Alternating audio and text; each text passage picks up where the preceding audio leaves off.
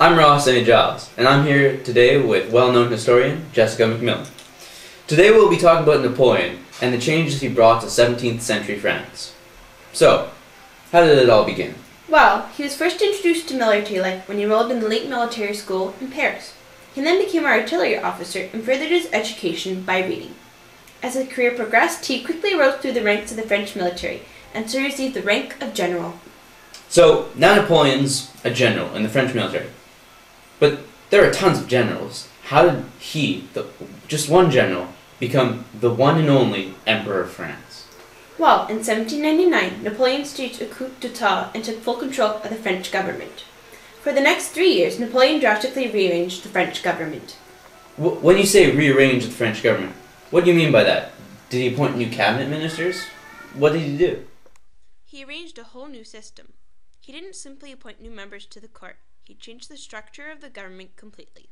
The consulate replaced the directory when Napoleon staged the coup d'etat. There were 4 subdivisions of the consulate: the Council of State, which proposed laws and acted as cabinet in the highest court. The tribunal debated the laws but did not vote on them. The legislature voted on the laws, however did not discuss or debate them. And lastly, the Senate, which had the right to veto or abolish legislature. Napoleon held the status of first consul, which meant that he controlled everything that happened within the consulate. So basically Napoleon had control over all the laws all the way through the process? And these 4 councils were just kind of puppets? Yes, they were. Although Napoleon fought in the Revolution and was a supporter of Rousseau, he threw France back into the dictatorship that they had recently discarded.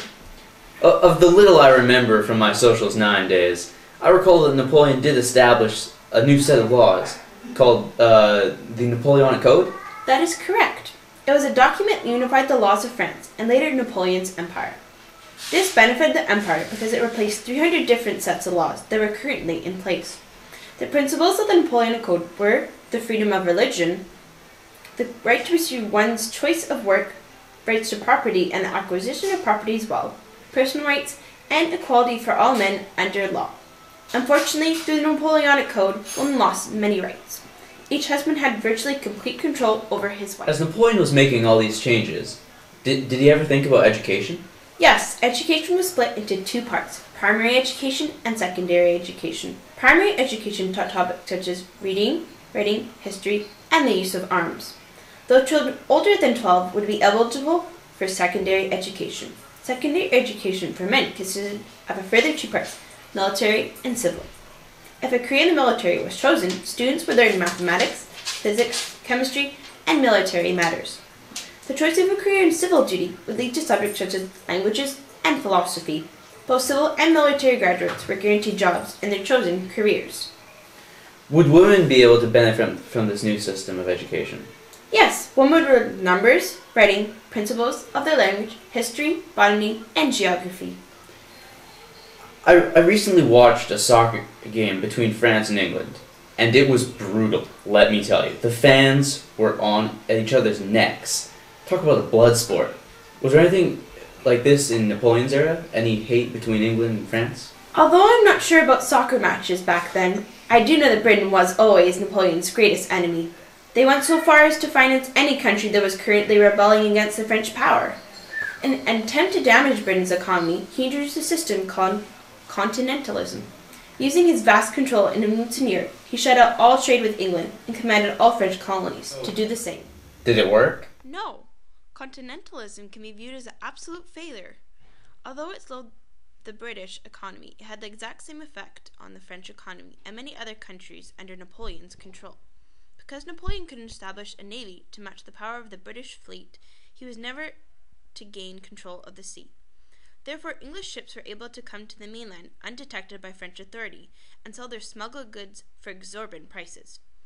In the end, if anything resulted from continentalism, it helped the British economy and hurt the French economy. I know Napoleon's known to be one of the greatest generals of all time, but what did he actually change in the French military? Napoleon created a French army called the Grand Armée. He used allied troops to do what his could not, and was not above using the promise of promotion to inspire obedience among his troops. One example of the use of foreign troops was the Polish Lancers. These elite cavalrymen could break the British squares and were very useful for the running down of infantry. Were Napoleon not to have the lancers, he would have had to attack with something else that was not so effective. Although we could think that cuirassiers, or the French knights, would have been better as their armor would protect them from the muskets of the foe, the horrible accuracy of the guns and the terrifying effect of being charged by horsemen meant that fire did very little, and most casualties were caused by horses ramming themselves into bayonets. So, if bayonets did most of the work, what made troops like dragoons and lancers so effective? Well, dragoons made very good use of their extra carrying space given by the saddle, and so could function in many roles. A small group of dragoons could form the strength of twice their number, as they had the weapon for every situation. The lancers' lances could reach beyond the bayonets of their foes, and to go kill with no risk of their own lives. I understand Napoleon unified his empire with nationalism. Could you go into more detail about that? Nationalism helped, but also hindered Napoleon. Nationalism led to his greatest victories, such as his defeat of Austrian forces, when the sight of his unified and powerful army caused 27,000 troops to surrender without a fight. Unfortunately for Napoleon, it also led to his final defeat. The Spanish-Russian peoples were so unwilling to conform with French ideals that they were inspired to use tactics that Napoleon had never seen before, and he was unable to do anything about it. So, in the end, Napoleon's greatest military achievement, nationalism, became the key to his final and utter defeat.